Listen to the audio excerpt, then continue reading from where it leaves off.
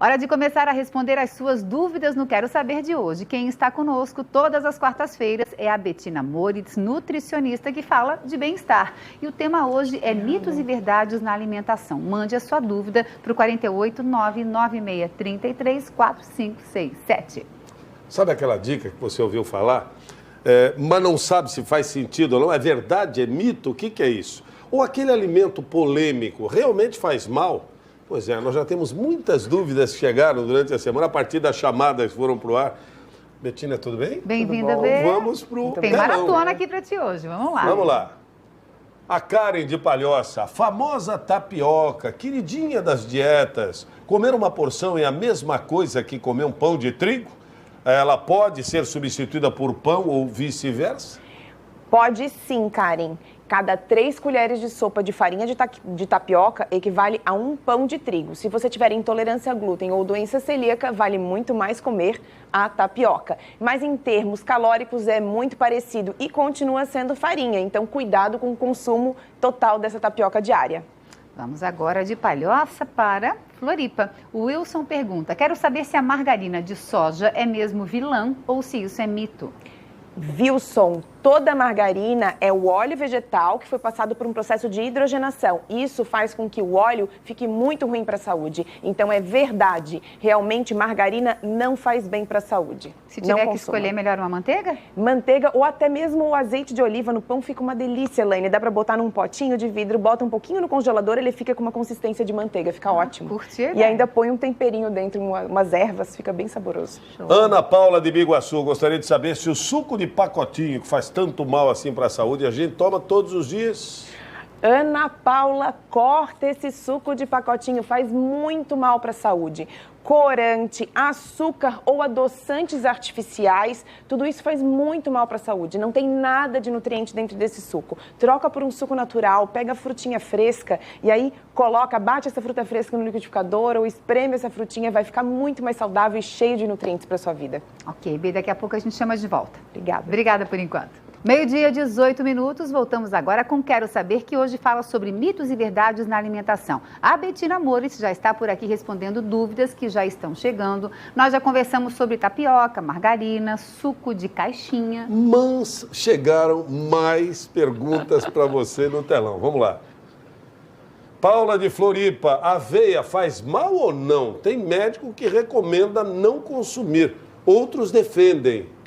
E aí? Paula, tem uma grande quantidade de artigos científicos defendendo a aveia e isso, estudos em humanos, mostrando melhora do controle glicêmico, diminuição do colesterol, auxílio no trânsito intestinal para que você evacue normalmente. São muitos artigos defendendo a aveia. E aí surgiu um artigo falando que a aveia em grande quantidade foi dado somente em ratos, aveia pura, ela estimulou uma via inflamatória da MID88. E essa via inflamatória estaria associada ao aumento e ao ganho de peso. Então, na verdade, a gente sabe que alguns alimentos, como as frutas, são ricas em pectina, que acabam inibindo essa mesma via. Então, quando você consome aveia, você consome ela pura, são uma das críticas bastante feitas sobre essas pessoas que pegaram esse estudo e extrapolaram, fazendo um terrorismo nutricional da aveia. Continua comendo aveia, que a aveia faz bem? Sim. Olha isso aí. Vamos agora de Floripa para Curitibanos. Ana Lúcia pergunta, gostaria de saber sobre os achocolatados. Sempre tomei e agora o pediatra da minha filha condena.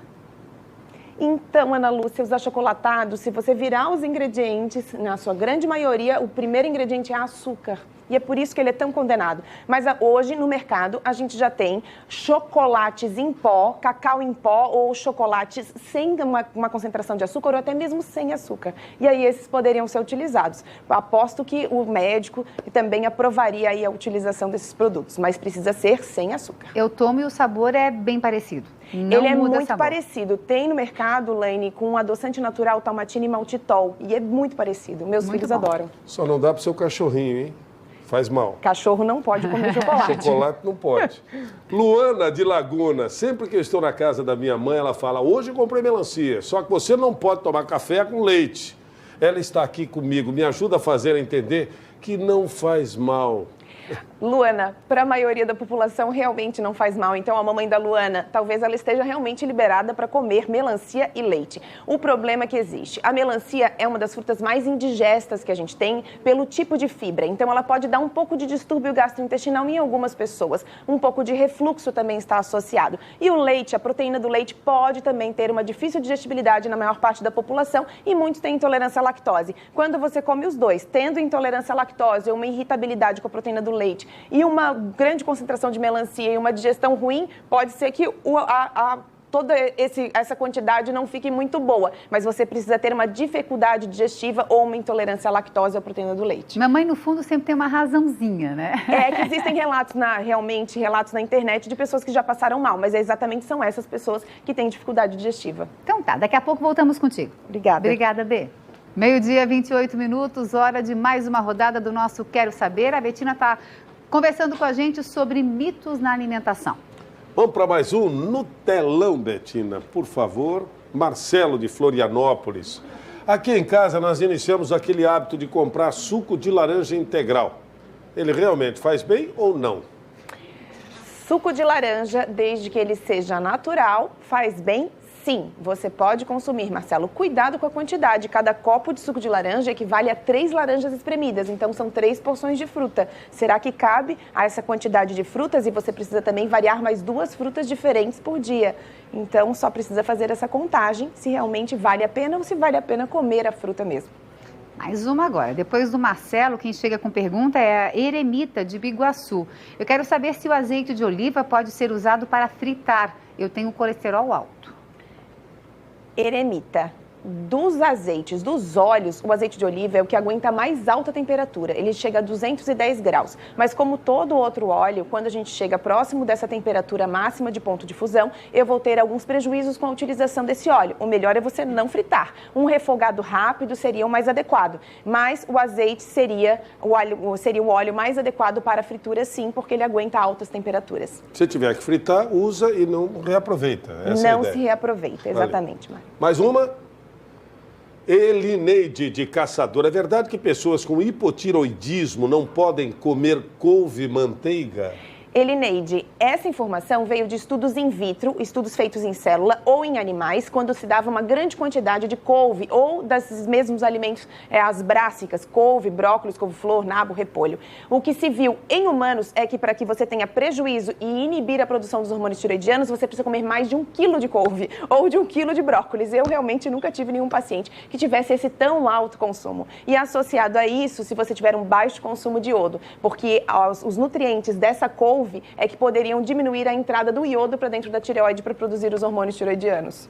Vamos agora de Caçador para a pergunta de Imbituba. A Sheila nos pergunta: quero saber quais os benefícios e os malefícios do bacon na nossa alimentação. Sheila, estou pensando aqui, os malefícios posso enumerar vários, os benefícios vai ser um pouquinho difícil de te contar. Sabor. O sabor, a palatabilidade, talvez essa questão, as pessoas que falam a comidinha que abraça, porque a mamãe fazia com bacon, se for esse o caso, você gosta muito do bacon, usa bem pouquinho. Bacon aumenta o colesterol, bacon realmente pode fazer mal para a saúde, para o seu intestino, não é interessante de consumir, tem muita gordura saturada. E aí você pode ter vários prejuízos. Mas comer um pouquinho, já que isso traz muito sabor à sua vida e que você gosta muito, aí bem pouquinho, uma vez na semana. Pode ser? Bacon é um apelido chique de gordura. Gordura. Basicamente. Bê, daqui a pouco voltamos contigo de volta. Obrigada. Mudamos de assunto para voltar com a nossa última rodada de perguntas do Quero Saber, Betina Amores, falando sobre mitos e verdades da alimentação. Temos perguntas, né, Marinho? Perguntas na tela, vamos lá. Aline, de Florianópolis, eu gostaria de saber se é verdade que cozinhar legumes, tubérculos e vegetais faz com que percam os seus nutrientes. É verdade, Aline. Com o cozimento, a vitamina C principalmente é bastante perdida só por causa do calor. E quando é cozido em água, algumas vitaminas hidrossolúveis vão para a água, principalmente algumas vitaminas do complexo B. É mais interessante cozinhar no vapor. Esse cozimento no vapor mantém melhor os nutrientes no alimento. De Floripa, agora a pergunta vem de Timbó. O Roberto nos diz: é verídico que tomar uma taça de vinho equivale a 1 hora de ginástica? Roberto, se fosse eu até ia me adaptar a tomar vinho.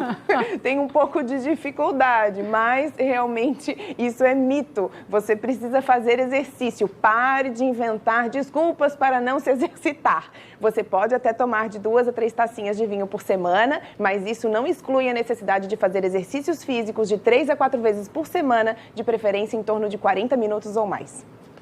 Muito bem, vamos para mais uma. Rogério de São José, eu quero saber sobre o uso da banha de porco. É melhor usar banha do que os óleos? Tem benefícios? Rogério, isso é um assunto bastante polêmico. Entre usar uma gordura hidrogenada e utilizar a banha de porco, é mais interessante utilizar a banha de porco. Mas neste caso, banha de porco para os indivíduos que têm um colesterol muito alto também não é legal. Aí é melhor você reduzir o consumo de óleos e aí reduzir o consumo de gordura total, mas a banha de porco pode realmente aumentar o colesterol. Mas naqueles indivíduos que não têm o colesterol alto, parece que utilizar a banha de porco parece ser mais interessante do que os óleos vegetais. Continua sendo gordura, então usar com cautela em pequena quantidade, seja o óleo ou seja a banha de porco.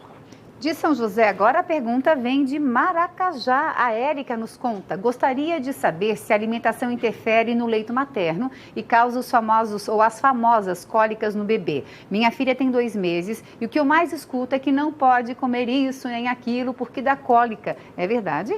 Érica, na literatura científica, a única coisa que existe alguma associação é o consumo de leite de vaca e a passagem da proteína deste leite aumentando cólica nos bebês. E aí, principalmente, para aqueles bebês que são filhos de pais alérgicos. Aí você deveria realmente retirar leite de vaca e derivados. Com relação aos demais alimentos da sua dieta, é interessante que você não retire. E, em geral, que você faça um rodiziamento desses alimentos. Somente bebês alérgicos é que acabam tendo alguma cólica por causa de alguma proteína que passe ali pelo leite. Mas não se preocupe, em geral, não é o leite que causa cólica, e sim o carboidrato do leite, que é a lactose presente no leite materno, que está implantando as bactérias boas no intestino, e aí essa cólica é normal por causa da implantação. Essa alergia que você fala é intolerância à lactose? Não, é alergia mesmo à proteína do leite de mesmo, vaca. okay. Isso. Bê, obrigada mais uma vez. Muito obrigada. Nos vemos na próxima quarta-feira. Até quarta. Boa semana para você.